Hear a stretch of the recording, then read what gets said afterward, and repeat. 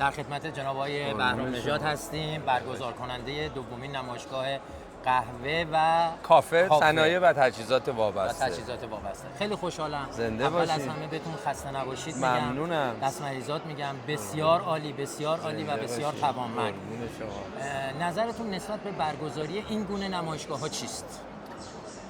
آقا ما کلی مصاحبه کردیم ولی مشخصه که واقعا با یه تیم حرفه‌ای داریم صحبت می‌کنیم. لطف دارید. ببینید در واقع این نوع رویدادها بیشتر با جنبه بی تو بی در واقع طراحی میشه.